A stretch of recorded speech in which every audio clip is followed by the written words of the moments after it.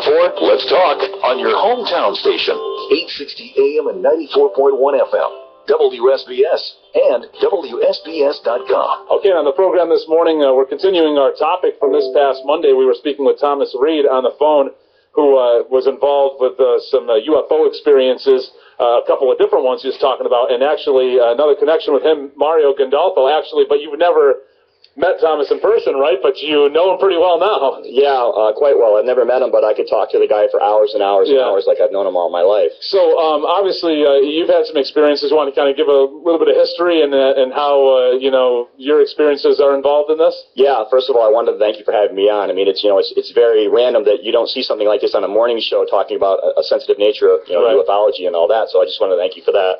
But, back in 1969, my family, my sister, my mother, my father, and me, we were in our driveway, and there was this craft that just rose up from behind the gravel pit about 300 yards in front of us, and it rose up to about 500 feet and just hovered there. Mm-hmm. And we were just looking at this thing, and it stayed there for, I'd say, anywhere from 45 seconds to a minute. Okay. And it was huge. It was about 1,000 feet wide, and it was about 60 feet tall, and it just hovered there, and then a second later, it was up and it was gone in a green flash.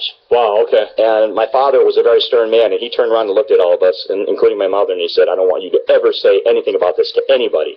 And we never did, and I pretty much kept this suppressed for almost the last 45 years. That was going to be my next question. Why now? I mean, and why didn't you talk about it earlier? But I guess that kind of answers it. Well, things have happened to me in the past 45 years. Sleep paralysis. I've had thousands of sleep paralysis events, which are associated with, dare I say it, UFO abductions. But I've gone through some terrifying ordeals and some very, very weird things that have happened to me within my life that I know is directly related to that night. I have really kept this suppressed, but this past June, I'm from L.A. I was an actor, and I'm out there. I transport death row dogs out of L.A. shelters to all over the country to people that adopt them, open their homes and their hearts. Okay. So it's very gratifying.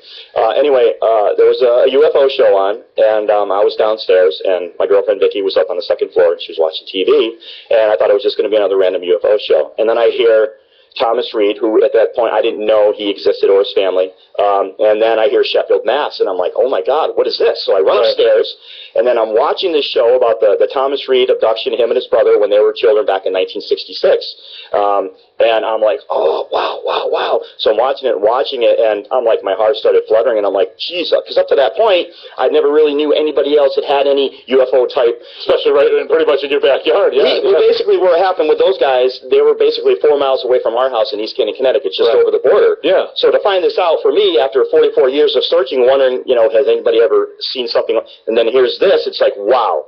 So several days later, we got in contact, and we talked, and there's so many similarities between that man and myself and events that have happened. Like a quick, for instance, in 2009, his brother Matt, who now lives in Indiana, he got abducted, and MUFON was called out, and it was basically a level, I believe a class 4, which is basically alien contact. They actually found traces of radiation on his car. That same year in 2009, as I was living in North Hollywood, California, I had a sleep paralysis event at night, and at 4:37 a.m., my watch stopped. And that same year, in 2009 as well, Thomas Reed, who at the time I believe was living in Florida, he collects watches. All 9 of his watches stopped in 2009 as well. Now, what are the similarities? Yeah, all in the same year, 2009, and where back in 1969, Thomas Reed, his brother, his mother, and his grandmother were abducted coming back from Thomas Reed's horse show, 1969. 4 months earlier, 7 months earlier, we saw our UFO, not even 4 miles away from where I saw theirs in 1969. So it's just like all these big similarities are in this tri-state area. I don't know what it is about this area. Right, I was going to ask, that's going to be my next question. Why in the Sheffield, Canaan, Connecticut area do you think this is I don't know. spot? You take on Lower Road in East Canaan, you've got that huge limestone quarry, which is the most purest limestone in the country. Mm-hmm. Maybe that has something to do with it. The Bass Woods area around here, some people say that there's some kind of a triangle in this area. I don't know. You recently have taken some video, which you have on your Facebook page, you have on YouTube. I put it to our Facebook page. You want to talk about that a little bit? There's a crop circle, if you're talking about the crop circle, which I'm sure you are. Yes. Right down here in Sheffield, a friend of mine that works in Sheffield, she told me about it about 2 months ago as I was in California, and I knew I was going to be making a trip up here with some dogs, transporting up here, and she said they found a crop circle, and I was like, are you kidding me? Right. And I try to get up here. And finally I got up here, and I went out there and looked at it, and sure enough, as far as I'm concerned, it's a crop circle. I took video of it on the ground, and when I was there, I took video, and then I was taking pictures, and after the 6th picture, my cell phone completely died. It didn't just drain, it completely died. So I started feeling a little bit ill, and I left the circle, and I was going back towards my mother's house in North Canaan, about 2 miles away, and my phone just all of a sudden came right back on with 3/4 of the battery. So what are the chances? Now, several days later... And you were also on the helicopter, too, right? Well, I went up in a plane. I chartered the plane. I said, I've got to get this, because you hear about crop circles in England and Scotland or wherever, but not here in the States, let alone here in the Berkshire County, where we've had these occurrences with UFOs, Thomas Reed abductions, me, my family, this area, the Hudson Valley Boomerang in the 1980s, Waterbury, Connecticut, where a state policeman was dispatched out there and took a picture that, to this day, has not yet been declassified as being fake or whatever, and it was the same type of crap that I and my family saw back in 1969. Huge. I'd say probably over 1,000 people saw this crap in Waterbury, Connecticut, less than 100 miles away from where we saw ours in East Canaan, Connecticut, about 20 years later, in 1987. Now, that was around the same time of the Hudson Valley Boomerang scenario, but not only the Hudson Valley, they call it the Hudson Valley Boomerang, but it was basically a chevron-shaped UFO with bright white lights on each side. But they also saw the same type of crap that my family saw in 1969, which was the round one, and it had little colored lights in the middle of the ship going around in a very, very, very fast circle.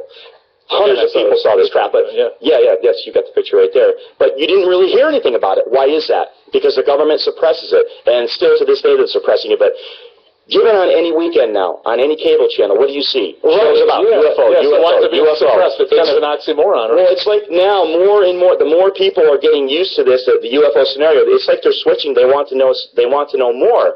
So it's almost like somebody is grooming us for the big let out, the big reveal, the day of disclosure. Like, okay, the government's finally going to have to come out and say, because so many people are seeing UFOs all over the world now, not just in this area, but everywhere in the world on a daily basis, especially Mexico, a huge hot spot. So eventually they're going to have to come out and say, all right, we did lie to you. We are the government. We don't lie, but yes, we did on this one occasion. Okay. But where's it going to go from there? Right. And this is a question I asked Thomas, too. And I guess what you just said kind of answered it, but are the UFO sightings as frequent, happening as much nowadays as more so 10, 20, 30 years ago? More so, because, you've got your cell phones with 1080 high def on them. You just flick a switch and boom, you've got video. You can upload it instantly right from your phone, and that's what people are doing. All I know is what I and my family saw back in 1969. It was there. It was short, close contact. It hovered. That's where ours differentiated from people say, oh, yeah, I think I saw a UFO. It was like 10,000 feet in the air. Ours was right in front of us, about 300 yards, if that, rose up and hovered about 500 feet in the air and just sat there, almost like it was probing us. Right. And my parents and my sister were terrified, but I wasn't. It was almost like in my subconscious mind, I knew what this was, and I wanted to know more. But in my conscious mind, it was weird. But it didn't scare me. And then 2 weeks later, that's when the dreams started, this recurring nightmare that I had for almost 1 to 3 years. I can't remember. I was the only one that was affected, maybe because I had such an open mind, and I still do, to many things. I'm very sensitive to the paranormal. I always have been. And now, your experience, what time of day was that at? As far as it was February 7th, 1969. It's 7 p.m. at night. It was a clear night. There were no clouds. It was actually almost a full moon. We could see the moonbeams actually dancing off this craft. That's how close it was. I was going to ask, are there ever sightings that people report that happen, right in broad daylight ever? Yeah, there are. And there's lots of videos out there. A lot of them, they could be balloons all massed together, like in Mexico a lot of the times. But there's some really good stuff out there that could be factual. And also, too, and I know you mentioned this to me last week, if anybody wants to call, ask questions, or talk to you, you're here in the studio, so you can call 528-086. Yeah, absolutely. I know we don't have much time, but anybody out there that's listening, and I'm sure there's a lot of them because, there's been a lot of sightings in this area throughout the years, Contact MUFON. There's a MUFON site for every single state in the country. Okay. Don't be afraid to contact them and say, I saw this or I saw that. They're not going to come out and arrest you and take you away and put you in the loony bin because that's not where it's at. Right. Anything else, you want to pass along You just started talking with Thomas this year, basically? Or? Basically in June, and I look really forward to meeting the guy and a lot of the other people out there that have had experiences. I mean, it's like I said, they can only suppress it for just so long. It's a real thing. It happened. I know what I saw. There's other things that have happened close to the area where we saw our UFO. I don't have enough time to go into that, but it was literally a quarter of a mile up the road, and it happened in 1989 with another gentleman that actually had ET contact at a dairy farm right up the road from me. So it's scary stuff, and it has happened, and it's still going on with this crop circle here in Sheffield. Why are they coming back? Yeah. 528-0860 if you want to speak with Mario this morning. That's 528-0860. Now, like you were saying before, now when you took a picture, took video of the crop circle, you got up in a plane and went right up there, right? I had to. I chartered a plane, and the guy that was going to take me up, he actually works for American Airlines, and he's partial owner of the airport, but he actually got an emergency call and had to go to Florida. Yeah, I was going to say, how did that work? You knew the guy? Or, I didn't. I just, when I get on something and I hit on it, I got to go with it, man, and that's all there is to it. I'm going to do it. I put my mind to it, and it gets done. All right, 528-0860 if you want to speak with Mario this morning. That's 528-0860. Anything else you want to mention? Any other particular stories? Or Jim O'Connell, who has a UFO paranormal company called Experiencers. They basically go all around the country and chat with people that have had experiences. He actually came to my mother's house several weeks ago and interviewed myself, my mother, and my sister about our experiences. I actually took him to the crop circle. Okay. And while he was there, while I was standing in the crop circle, his video actually faltered on his. I mean, he's got like a $10,000 camera, a professional grade camera, and he still doesn't understand what happened, and he felt something there too. So. And when we were talking about too, even with Thomas being on the air 2 days ago. I almost had to drop him because the first 2 to 3 minutes, it was and I thought he was on a cell phone, and you're telling me he was on a landline. No, he was on a landline, and if they want to try to suppress this, they'll do everything in their power to do it, if they in fact are doing it, and that's, whoever, the black ops, the government, whatever you believe, but, what are the chances? Has this ever happened to you before? Right. Has it? Oh, for me, no. Well, there you go. Well, yeah, how many people have you had on here interviewing, and then all of a sudden we talk about this sensitive nature area, and all of a sudden the phone falters? Okay, so 528-0860 is the number to call. That's 528-0860 if you want to get on the air this morning. And it looks like we have a call coming in. We're gonna transfer this over right now. So just hold a second. Okay, good morning. You're on Let's Talk with Mario. And Mario, you just got to throw on this headset just so you can hear the listener. Are you there, listener? Yeah, Mario. Yes. Look, this is on the air. But I'm not of air. This is Nana Fran. And I moved up here in 68 and 69. I'm going to make it short. Okay. And I was driving my ex's Buick. We were going back and forth to Bristol, Connecticut. And it was long in that time. And it was at night. I don't know, 7, 8 o'clock, something like that, 6, 7. It was dark. And this UFO, they got the reservoir out by Terryville. I don't know if it's Reservoir 6 or whatever. A lot of sightings out there. I had a dog pond out there at that time. Mm-hmm. And we were driving along, and that UFO, and it was known as UFOs, and that's what we were calling it at that time. We could see people up in there. It was like Otis shape. Wow. And I called the Bristol. I think Sergeant Smith was on the answer at that time at the Bristol Police Department. And I think I also called Albany, and they said they were tracking it. Wow. So I thought, you know what, I'm almost 80 years old. Hey, tell it. Let them think you're full of hot air. Well, the fact that they said that they were tracking it, that gives you confirmation right there that what you saw was real. It wasn't an airplane or whatever. Did you ever follow up with it, or that was just it? No, it's just like when they had the earthquake from a country, and I was at my son's in South Windsor, and I came, and the things were shaking, and I called up, and they said that, yes, it was a tornado. And I know I'm sitting on a fall up in town. Right. Well, I respect you for calling in and saying what you had to say. A lot of people have had experiences and wouldn't do that, and I really, I respect you for that, and I appreciate that. Well, I thought, you know what, when something is truth, and the Bible teaches us when the little member in your mouth speaks truth, just speak it. It's all his. It's true. He's up there on the throne, and he knows why, when, and where. Right. I like to say that when you've got the truth, there's nothing else left. When you've got the truth, there's nothing else left. Yep. Have a good one. Thank you so much.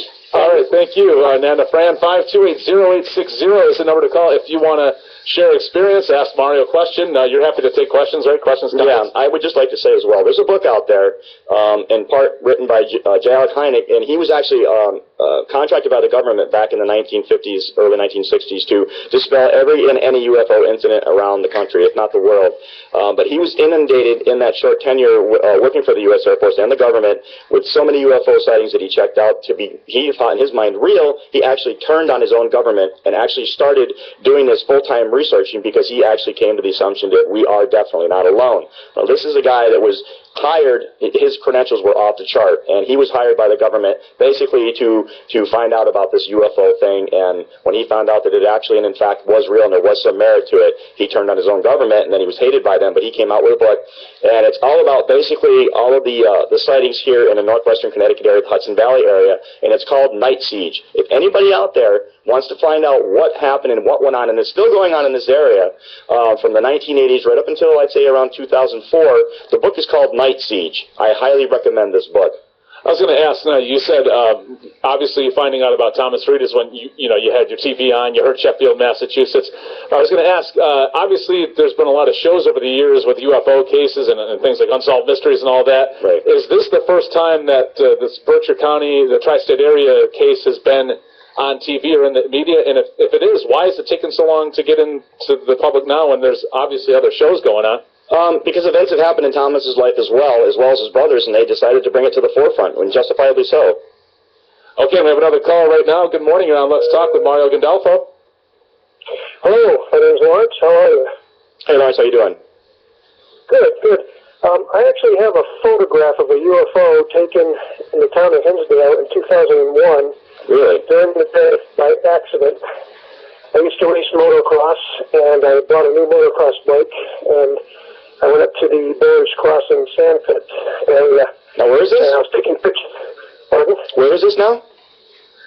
This is Boers Crossing on Route 8 up in Hinsdale. Okay. And I was getting ready to ride the new bike, and I thought, well, maybe I'll take a few photographs of the bike before I took it out and beat it up. Sounds like something I do.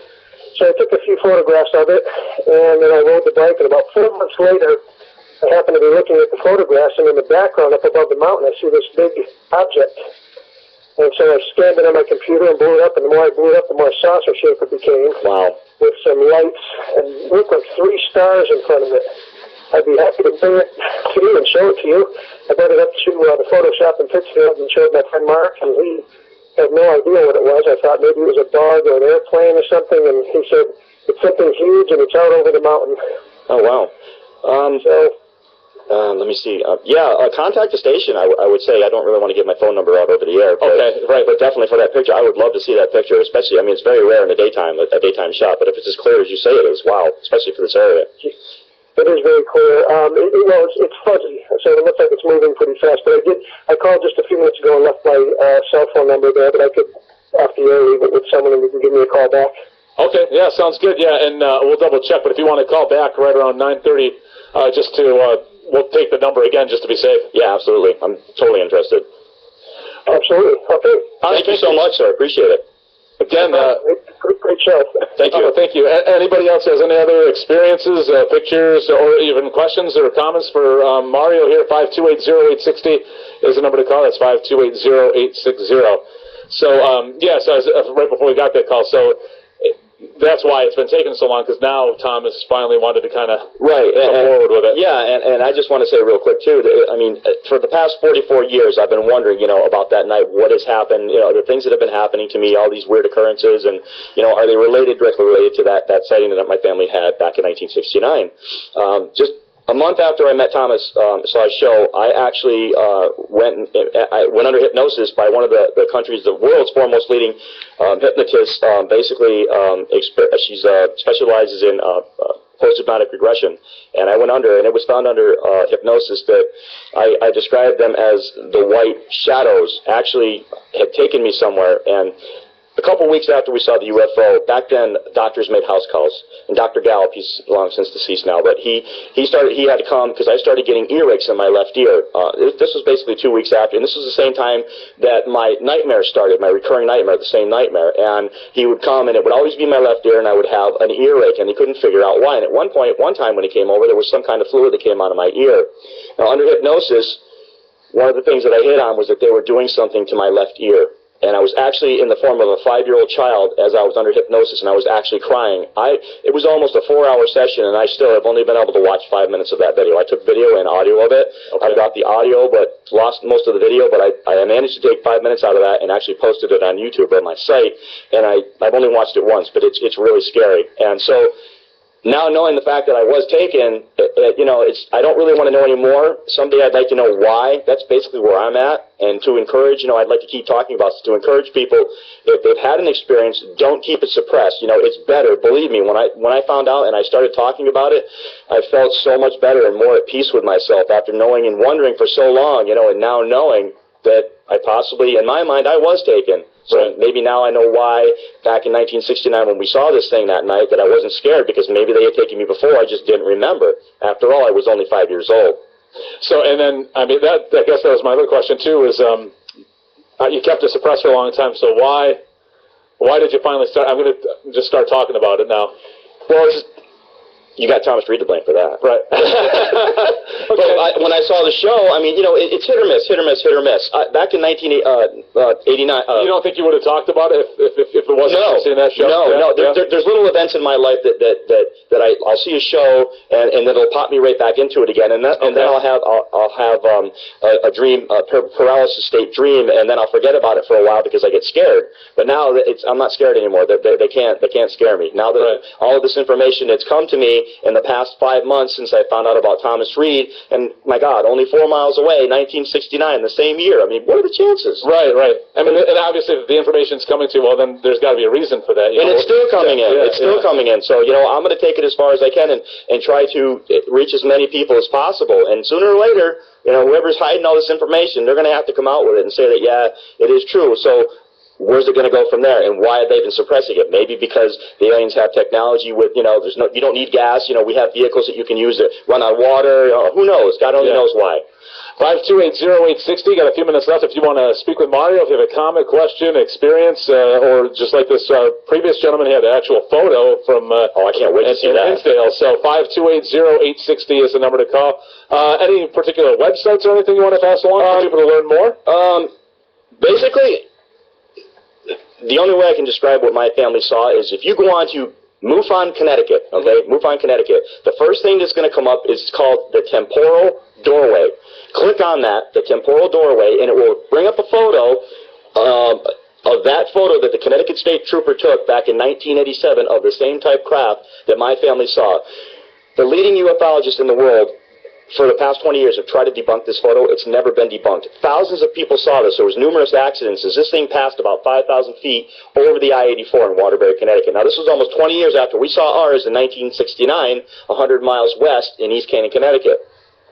That's basically, you look at that picture, that's what me and my family saw back in 1969. But ours was not 5,000 feet up. Ours was about 300 yards away from us at about 500 feet above ground hovering.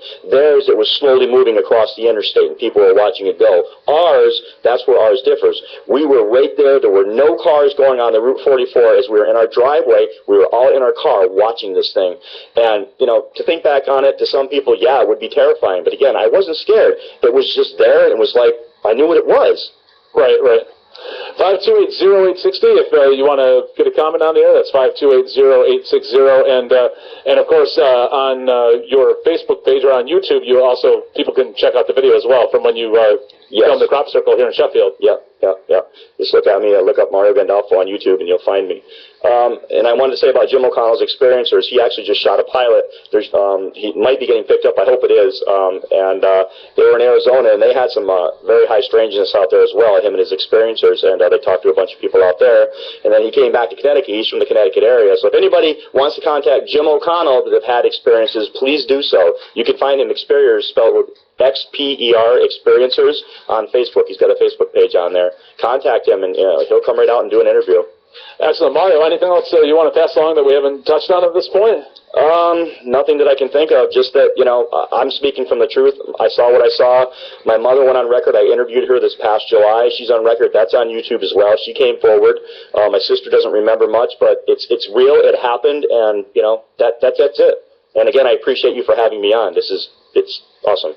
Excellent. Well, we want to thank you for coming on, and as I mentioned too, as things develop more with Thomas Reed, I know he's going to be talking with more people. And there's going to be a show out in a couple of weeks. I believe it's Animal Planet, Discovery Channel. I can't remember which one, but in a couple of weeks, and it's going to be about his Sheffield experience here. So that's something to look out for. Excellent. Well, we want to thank you again, Mario, and anytime in the future you want to come back on or get you guys on together, it'd be great to have you back. Hopefully it'll be after disclosure, but if not, I'd love to. Excellent. All right, well, on the way, we'll have your weather forecast and a bulletin board update on WSBS.